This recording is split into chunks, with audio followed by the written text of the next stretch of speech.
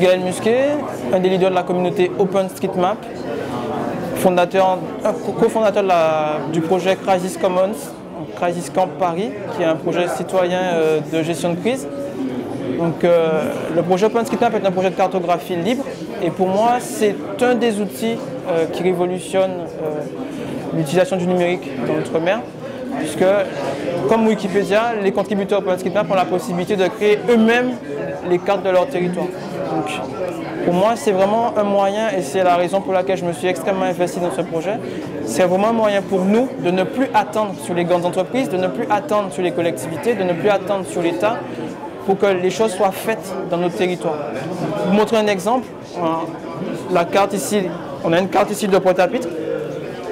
On a une carte ici de Pointe-à-Pitre qui a tout le bâti de Pointe-à-Pitre qui est en fait une source cadastrée. C'est la Direction générale des impôts qui nous a fourni l'ensemble des données bâties. Et grâce à ces données-là, issues du cadastre, on arrive aussi à caractériser les rues, donc à leur donner un nom, mais aussi, étant donné notre langue maternelle, le créole, à traduire toutes ces rues en créole. Donc, toutes ces données sont accessibles sous une licence libre qui s'appelle la licence ODBL, qui nous permet d'avoir une liberté d'utilisation, de réutilisation. Donc les utilisateurs peuvent modifier, copier, revendre les données, les cartes issues de ces données, pour pouvoir derrière en faire une utilisation comme bon leur semble. Donc pour moi, la révolution, elle est là. Et je parlais tout à l'heure de la communauté Crisis Commons via Crisis Camp Paris.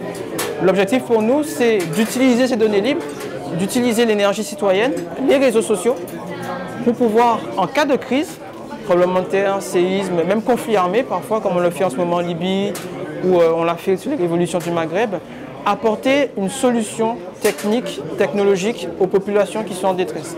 Donc, comment on le fait? On monte des plateformes, notamment avec la technologie USHID, qui a créé des plateformes collaboratives comme CrowdMap, où par exemple on a créé un site qui permet de relever l'ensemble des dépôts d'ordures, par exemple, noix de coco, épaves, ordures ménagères, qui seraient des nids potentiels pour le moustique Aedes aegypti qui est le vecteur de la dengue.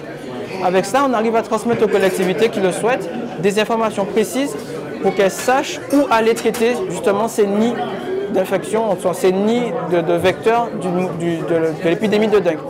Deuxième chose, nous avons participé à une simulation de tsunami au mois de mars, l'exercice Carib Wave 2011 avec l'UNESCO, où notre mission a été de construire une plateforme où les citoyens caribéens, quelle que soit leur nationalité et quelle que soit leur langue, puisque la plateforme a été traduite dans les 4 langues principales parlées dans la Caraïbe, que ces citoyens puissent remonter des informations de crise, dire qu'ils ont besoin de nourriture, qu'ils ont besoin d'assistance médicale, expliquer aux militaires, aux forces de sécurité civiles ou aux ONG où aller et comment apporter une aide la plus efficace possible au territoire ultramarin. Donc pour moi, la révolution numérique, elle est là. Nous disposons des outils à un coût imbattable, puisque ce sont des logiciels libres, pour la plupart gratuits, qui permettent aux ultramarins de développer des services, d'innover et de prendre en main toute la chaîne d'information via des réseaux sociaux ou toute autre plateforme sur Internet, comme les SMS par exemple.